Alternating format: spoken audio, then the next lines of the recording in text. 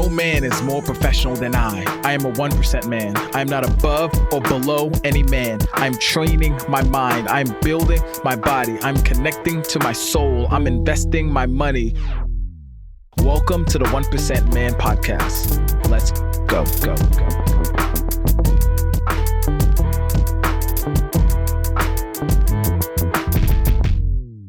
3, 2, 1. I want to welcome you back to the 1% Man Podcast. My name is Coach B, and I got Michelle Rodgers here with me. Michelle, how you doing today? I'm good. Yeah, I always at the beginning of these podcasts, I always change the intro. I'm trying to find the intro that's going to stick, and I'm still working on it. We're like almost 30 episodes deep. We're still working on the intro, which I love. So now Michelle has a vision, is a yoga teacher, a yoga instructor, and she's an amazing woman. And she's dope, high energy, vibes. I freaking love her already. We haven't even hung out in person. I've met her through IG, which was really cool. And I saw what she was doing with yoga, and I asked her to be my instructor. We actually met through Facebook. Ooh, we met through Facebook. Okay, you see? Facebook. We went through Facebook, and actually to be my instructor, but then she wasn't taking any people because of COVID, which is pretty wild, right? Like, come on, guys, right? But I'm excited because I actually went and I went to a class for Michelle, and it was amazing. I had a good time, but I wanted to bring her on because I think for men, yoga, and especially what she teaches as well as helping athletes, a lot of athletes with yoga and flexibility. But that's what the stuff we're going to talk about today. But Michelle, before we get into it, I want to ask you 3 questions so the listeners can get to know you better. Is that cool? Mm-hmm. All right. So knowing everything you know right now, what advice would you give your 18-year-old self? Namaste. That actually might be what I would tell myself. So namaste means the divine light in me salutes and recognizes the divine light in you. That's what the word means in Sanskrit. And I think that I would advise myself to make sure that I see light in every interaction that I have. And I think that when you train yourself to look for that at a young age, you avoid a lot of bullshit. I think, that would be, the divine light in me salutes and honors the divine light in you. Like, look for that. That would be the advice that I gave my 18-year-old self. I love that. It's almost what you said it. I like to, oh yeah, true, right? But something I like to practice is grace. I give people a shit ton of grace because I always say, I don't know what someone's going through. I don't know what they've been through. Like, for whatever reason, even if they're like a super shitty person, it's like, hey, I'm just going to give you some grace because, hey, one day I'm going to be going through something and I'm going to need someone to give me some grace. So I love what you just said. Now, question number 2, if you had to be an expert in another area besides being a yoga teacher, athletic mobility specialist, what would it be and why? Money, period. Ooh, okay. Why money?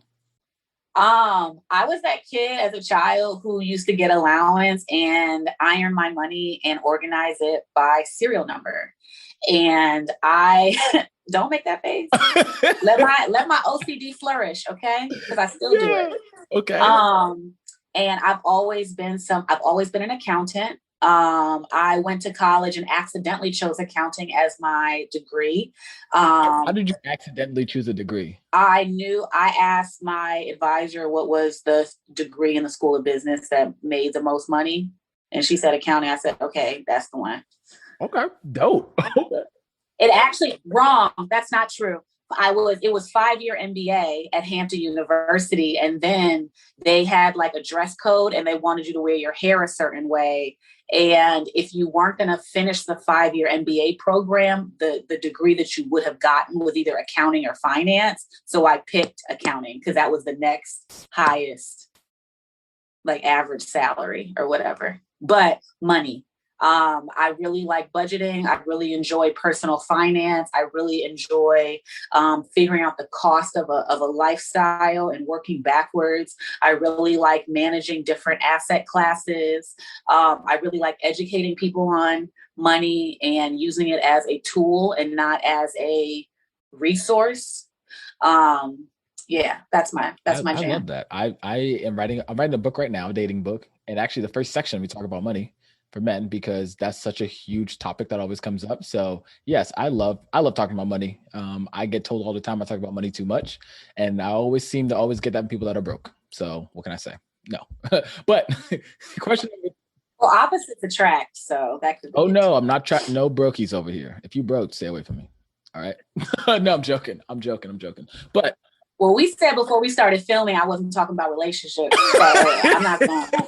Hey, you know what? This is a podcast about yoga, not relationships. So yeah, I will. Period. I will make sure I tailor all my questions and all my answers to yoga. Right. So Don't get me talking about no relationship and record it. I definitely will. So question number 3: what is one value you believe all men should adopt to make it a better place for everyone? Understanding, expressing your emotions in a healthy way, being able to communicate how you feel, talking about how people make you feel, how experiences make you feel, and how you feel today, and not being ashamed of it. I like that. I've never understood why, like, I understand why men are told to be tough, but that has nothing to do with feeling. Like, you know what I'm like, you should be able to express how you feel. It does not be tough and don't say what you need. It's do it healthily. You know what I mean? And I don't know where lines got crossed in human development, but yeah, I think men should be able to communicate how they feel. So, and this is a side note before we actually get into this, is that the reason why feelings for men is so hard is because we associate feelings with femininity, right? Who said that though?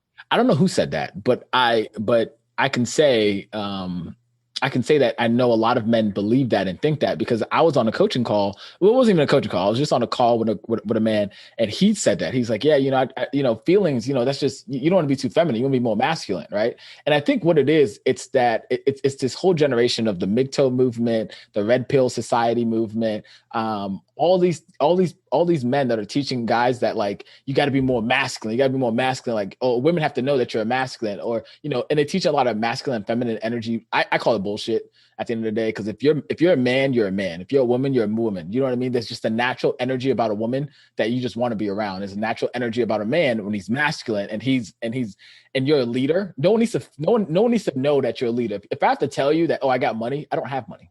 I don't feel like it myself. So I got to tell you, if I'm not masculine enough, right? And if you're not feminine enough, Michelle, for yourself, like if you have to tell me, oh, I'm a woman, I'm like, nah, I don't believe it. Cause you're trying to convince yourself. You know what I'm saying? Yeah. First off, I'm gonna need you to believe it. Okay. I didn't draw these eyebrows on for nothing. Okay. You're looking very lovely. Very lovely. I like it. Thank you. I don't believe that though. I feel like that being aggressive is emotion. Having an ego is emotion. Choosing to not show emotion is an emotion. Being tough is an emotion. Being angry is an emotion. Being aggressive is an emotion. And if there's anybody who works in mental health who's listening to this, I might not be using the correct terminology, but men think that only hard feelings are feelings and soft feelings aren't feelings for men. But the point is, you've just chosen which ones are appropriate for you and which ones aren't. I don't think that that's okay. I also think that the reverse for women I'm not a masculine woman because I'm tough. I just happen to be a woman who is tough. You know what I mean? Like, I think that people have put feelings in these male female boxes that I just really just don't understand. A man wanting things to be sensual doesn't make him soft. It's a preference about his feelings. A man wanting things to be aggressive when he's with a woman isn't he's being masculine. It's a preference. You know what I mean? Like, I don't know. I don't like that though. No, you do know. And I love the way you explained it. You definitely did break it down, because you broke it down. Then you try to say you don't know. No, you know. And I love it. Because I think I talk a lot about the human experience, but I have like zero education in mental health. So I always want to make sure that I really don't know. I just feel, I just think, you know what I mean? And I don't have any basis, very little basis. In fact, like, I mean, I'm a YouTube therapist, you know what I mean? So I don't want to I want to just always make clear, like, these are just my thoughts, and it's not because it's like no basis in fact other than my life experience or whatever. But I think that men feel, and I think that toxic masculinity is that box. Man, I'm about to bring you back on so we can talk about this, because I told you I talk about relationships. We have opinions. We have opinions about things. I think this would be a great conversation for both sides too. And I want to, sit down and talk about my books. That way we can, bounce ideas off of each other, and you can definitely help me with that. So I'm gonna have to come back anonymous. No, you're not gonna be anonymous. But let's get into this, and we're gonna talk about the power of yoga today, especially for men. Now, you have a passion for helping Black men when it comes to yoga, which you shared with me, and you didn't share with me why, but I want to know. So why is that? Do you believe that that's your purpose here? I've always been kind of a tomboy. I've always had I don't want to use the term to say that I have a masculine personality, because I'm a very girly girl, but I don't know. Like, I always have very unique relationship with men, and it's not because they're romantic. It's not because they're sexual. It's just like, I feel like I communicate with men very comfortably. Men have always been very comfortable communicating with me. So that's just been like a life experience. But I became a yoga teacher after practicing for a really, really long time and thinking I really, really understood yoga. And my very first yoga studio experience, I got some negative feedback about how I was teaching. And it was me being too aggressive. It was how I was cueing, so how I was giving instruction. Like, there's actually a certain format of how you're supposed to explain your body movements and stuff like that. The music that I was choosing to play, the fact that I would say, inhale, reach your arms up. Okay, y'all. And when you're in a non-minority environment, that change of voice inflection can be a distraction to people who aren't used to that cultural lingo. So I was asked by my yoga studio to stop teaching and practice teaching privately, and then maybe come back. So while that happened, it was like an ego blower, because I had this like advanced yoga practice. I thought I was going to just like take the yoga world by storm, and I basically got fired. And then within a couple of weeks of that, for some reason, a coach reached out to me and said, hey, I have some kids that are really play football who are really interested in yoga. Like, we're looking to do like a yoga class on Saturday. Would you want to come? And I started doing that. And I feel like if you can teach men how to do yoga, you can teach anybody how to do yoga, because you'll be in a yoga class, right? And there'll be 15 women and 2 men, and you tell the whole class, raise your arms up, right? Every woman in there raises their arms up. The men, they'll turn around, they'll sit down, they'll lift their leg up. Y'all hear instructions totally different than women do. So learning how to communicate to y'all in a very precise way was a skill that I had to learn teaching men. And then I enjoyed it. They really liked it. And then, the whole music thing, being able to play hip hop and R&B and stuff like that. And coming to the realization that men aren't uncomfortable in yoga, Black men specifically, because I was teaching like football players and basketball players, and, obviously in the DC area, like they're predominantly Black, right? So, I learned that it's not that men are uncomfortable doing yoga. It's that you have to create an environment where they're comfortable doing it. Give them a space to, if they're comfortable with 90% of the environment, the 10% of them actually having to physically move won't be so prevalent, because they like the music. They like that they're on turf instead of in a yoga studio. They like that they're surrounded by other men instead of being the only man in a room full of women. They like that little Uzi Yachty vert is playing in the background. You know what I mean? Like, I think that when you bring and just seeing the evolution of that, and then just also, I think that Black men, specifically young Black men, learning how to communicate in an appropriate way with women, I learning that, you know, you have to be vulnerable and do all these weird ass poses, right? And I have to teach you them, and you have to respect the education. You have to respect the fact that I'm wearing leggings. You have to respect I'm teaching you something that you're not good at. You have to respect the fact that you're being vulnerable, and just the engagement of that. I just feel like my my my life experience and my professional experience. I've been a consultant for the Department of Defense for over 10 years. I work with a lot of men professionally, like in my real job. I think that the combination of all those things was just like the proper skill set to teach men how to do yoga. Like they don't, men, and just being frank, like the average man who does yoga, I think having a woman, especially a Black woman, teach yoga to minority men, Black men, is really special. I also coach a hockey team and a rugby team. And I also would argue that being a Black woman teaching non-minority boys is also a very unique experience, because how often are you going to have a close relationship with a Black woman, especially in, you know, DC private schools and stuff like that? Like, some of these kids, I'm the only Black woman that they've ever really had to talk to and get to know. And just seeing them get familiar with a culture that's totally different than them, I see how that's gonna just help them through life. Like, I think it's really dope. It's just it's like a science experiment for me. Like, every time I do it, I see something new, and then they like it, I like it. Like, so yeah, that's why. No, I love that. And you said a lot, which I totally love. And I think the one thing that you said that I really want to pull is that you have to make the environment a place where men want to come and share. You can't, like, men, we are very much so like, we want something that's going to be physical, something that we can move our bodies. And especially the one thing I'm not gonna lie to you, I was like, oh, yoga, like, I'm good, I'm flexible, when I first came in your class. And then you did a pose and I was like, oh, I could do that. I couldn't do it. And I was like, respect. And that, I think, for me as a guy, like, that's as men, like, that's how we give our props to another man. It's like, oh, you can do something. Like, if you tell me you can do something, it's like, whatever. But once you do it and you actually do it, then I'm like, you know what? I gotta respect you because you can do that. You know what I mean? When you did, I think, the crane, and you jumped up and you went all the way up and then controlled your body and then like held it, and then you like slowly came down. I was like, It's athletic. She yoga. Like, she really yoga.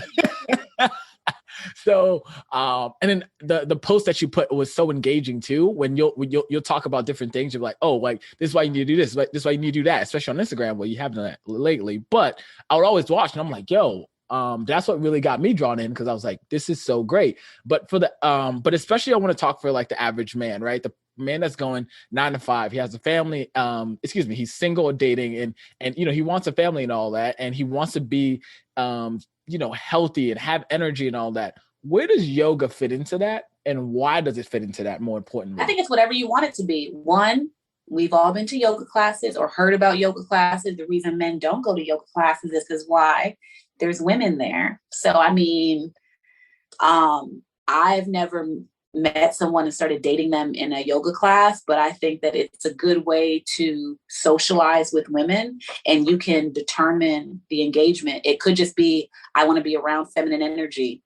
I want to, you don't have to talk to 90% of the time when I go to a yoga class, I don't speak to anybody, but just the energy of the opposite sex, or the energy of people who don't look like you, I think is beneficial. It's like I like yoga because back when I used to go to the studios all the time, I used to feel like it was almost like you're going to the club, but you don't have to talk to anybody. You put an outfit on that you like. You're going to go do something that you're excited about. You're going to feel energized while you're doing it, but you literally might not have to talk to anyone. Like, there's a community aspect, but it's also an individual experience, because once class starts, it's just you in that rectangle, like your yoga mat or whatever. So I think that if you're a man who needs to get out and do something, I think it's a cool social activity. Women always like to do it. It's a good date. So if you're a single man looking to, you know what I mean? I think that every time that I've ever had a man like say that they want to do yoga, I'm like, oh, you want to go do yoga with me? So I think that I can advocate for that. And then also the physical benefits of yoga for men, I think, are really important. Men. Yes. Talk on that. Talk on that, please. Yeah, men who work out need to stretch the muscles and remove lactic acid from their body to make sure that they're staying healthy, to reduce injury, and to just make sure that you're not like hardening yourself. But also, it's really good for your reproductive organs. Yoga has different bandhas, so different energy channels throughout the body. And one of the main ones is the one in your pelvis. It's called, I think it's the Mula Bandha. Is it the Mula Bandha or the Uddiyana Bandha? I don't use Sanskrit that often, but it's the one where, like, if you hold your pee, or if you do like women call it a Kegel exercise, your pelvic floor, right? If learning how to control that has a lot of benefits for your abdomen. It has a lot of benefits for your digestion. It has a lot of benefits for your sexual organs and stuff like that. What she's saying prostate. Is, if you need to improve your sex game, I'm just saying, you better go to yoga. I'm just saying, because it's gonna help with your stroke. That's what she's trying to say. Go ahead. Stroke is something different. But I think, but it does. I think that as we get older, we need to make sure that we're working muscles that we don't, that like involuntary muscles. Yoga targets a lot of, yoga requires you to have to intentionally move involuntary muscles, and the things around the prostate, around the bladder, around the, I don't know the scientific name for like the penis parts, but those things, like learning how to control those things, I think are really, really important. Knowing how, and not just the sex organs, even like your fingers, like there's certain things you do in yoga with your hands that like you didn't know you had a weak thumb until somebody brought it to your attention. You didn't know you had a weak wrist until someone brought it to attention. You didn't know that you don't have the full range of motion of your shoulders until you spend time doing those things. So I think that if you're a man who's fit and aging, and we're all aging, right? I think that yoga requires you to focus on different, just different things that normal fitness wouldn't. And I think that it lends itself to fitness, So, yeah.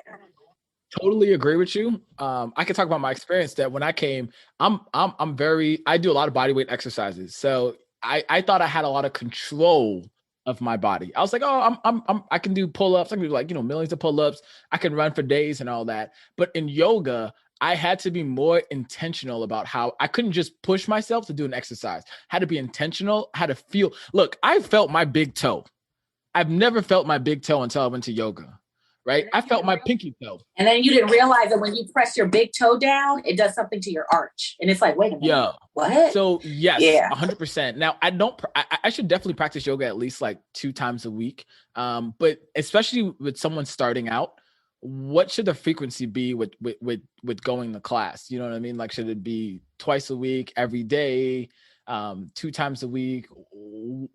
How can we put that into our schedule? I would, I have different beliefs than most people. I think you should do it as often as you enjoy it.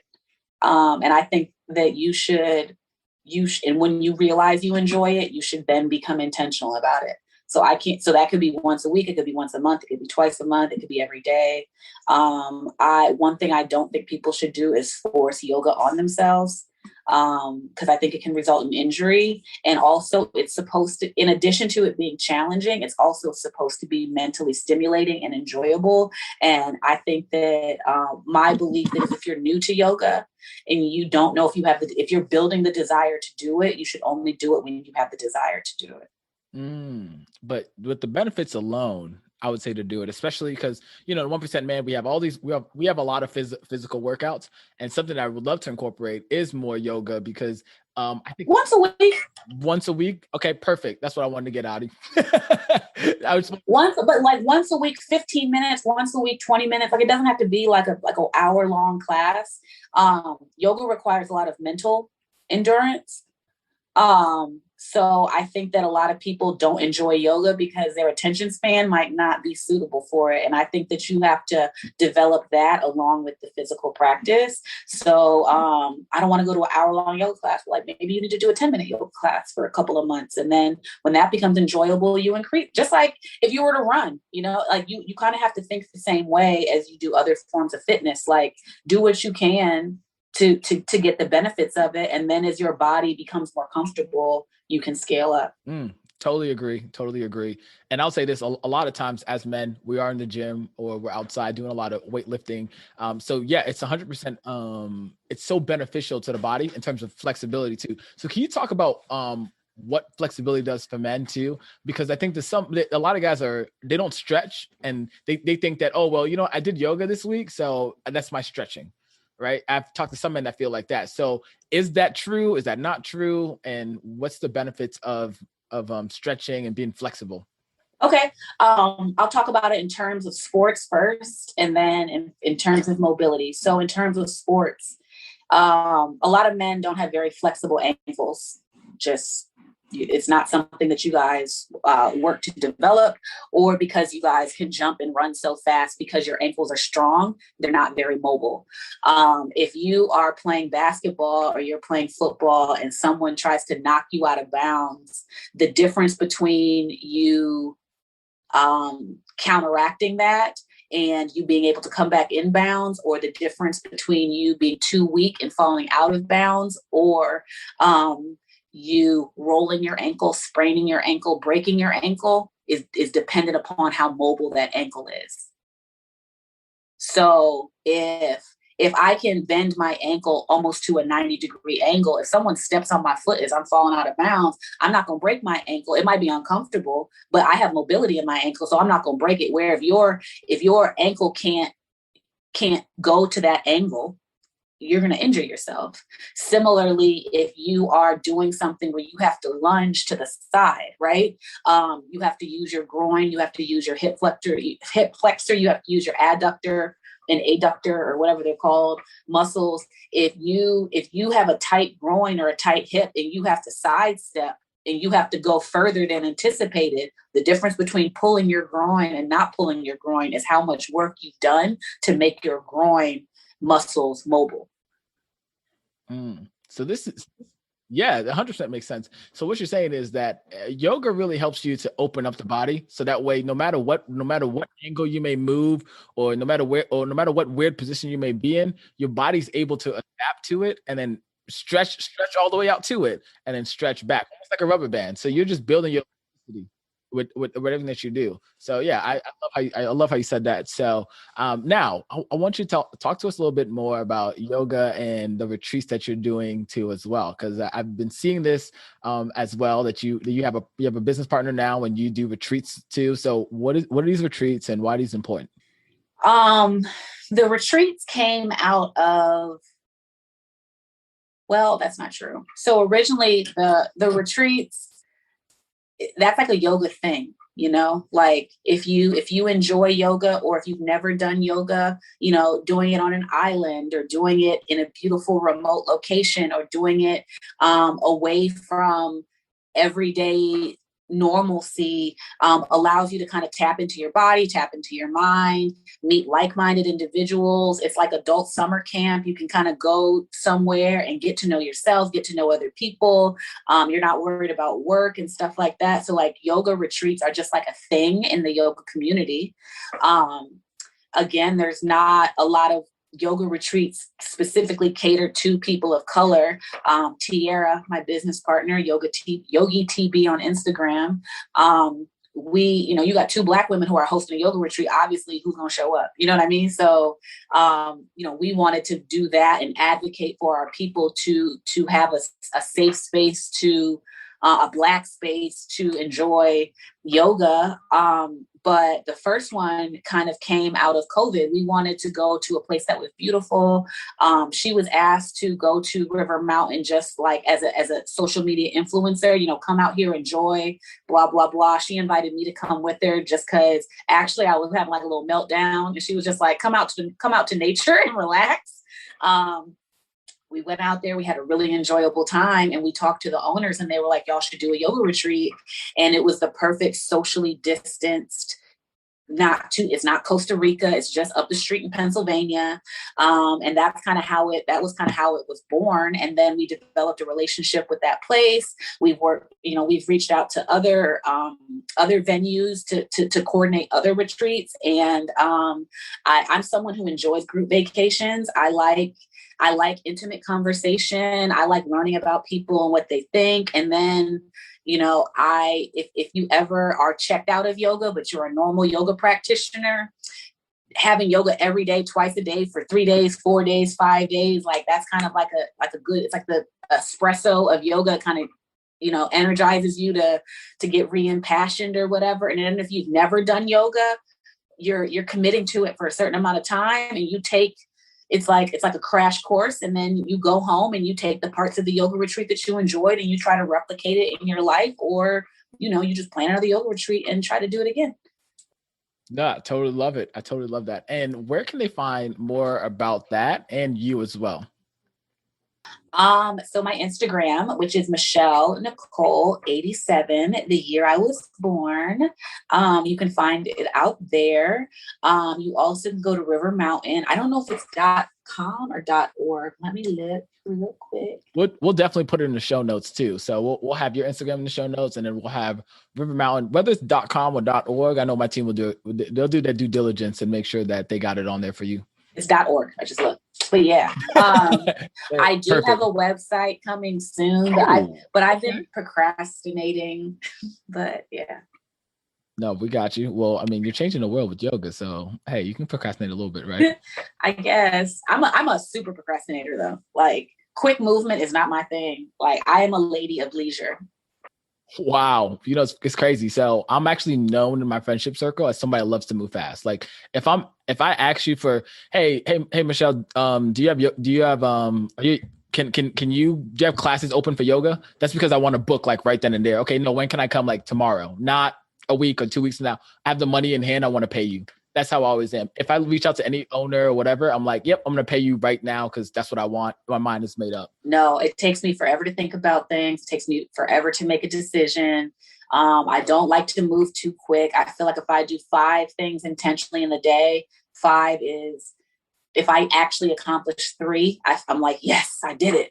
Like, because I'm a lady of leisure. I like to relax. I don't like to do too much, but I do. But it's confusing for people because I'm high energy and I talk real fast. So people be thinking I'm going, and I'm like, no. As soon as this podcast is over, I'm going to sleep. Like, I like to. It throws people off a little bit. Well, first you got to call your sister back, then you can go to sleep. I do have to call my sister back and talk about her cute ass outfit. Exactly. But Michelle, so this is the part of the show where we love to give the person that's being interviewed the time to give us the last word. And the last word is something that you've learned, maybe an affirmation, a mantra, but something that you carry with you that you want us to carry before we go. So what is it? It's actually going to be about yoga. So if you are someone who's interested in yoga, I recommend that you go to YouTube and try to do it. Find some classes that seem interesting to you. If you like the class that you did, save it. Figure out the music that you like to listen to, and play the music that you like, and try to create an experience for yourself to figure out like how you like yoga. And then if you ever go to a yoga class, do what you paying for that class, or you're showing up and it's free, but you're giving your energy to that class. Do whatever you want to do. Like, I think that a lot of people don't like yoga because they have this mental expectation that they have to do everything the teacher says. And if they can't do everything that the teacher says, then they failed. No one, even the teacher, can't do everything that the teacher says. So go to a yoga class and do what you want. I am notorious for doing half of a yoga class and then laying down on my yoga mat and going to sleep in the middle of the class. And guess what? I paid for this class. I'm gonna do what I want. So if your apprehension with yoga is that you can't do it, the only thing you have to do in yoga is what your body can handle, what your mind can handle, and what you feel like doing. So that's my mantra. Do what you want. Love it. Love it. You heard it here first, my brother. Your legacy starts today. thank you, my friend, for tuning into today's episode. This means so much to us over here at the 1% Man community. Now, we want to extend a hand of gratitude to you. So I have a free gift for you. All you have to do is go to www.the1percentman.com/podcast gift. This is an exclusive gift for listeners that tune into our podcast. So go over there, get that free gift as well. And now I have two simple acts of you. One, hit that subscribe button and leave us a comment and a 5-star review, because that helps us to see what you love about the podcast, and that helps us to bolster up in the rankings so more people can find us and listen to this pertinent information that we have for men of today's age. Last but not least, I want you to go back and listen to this podcast. Find just one thing that you can implement in your life today so you can move forward. Remember, progress over perfection. And till next time, my friend, your legacy starts today.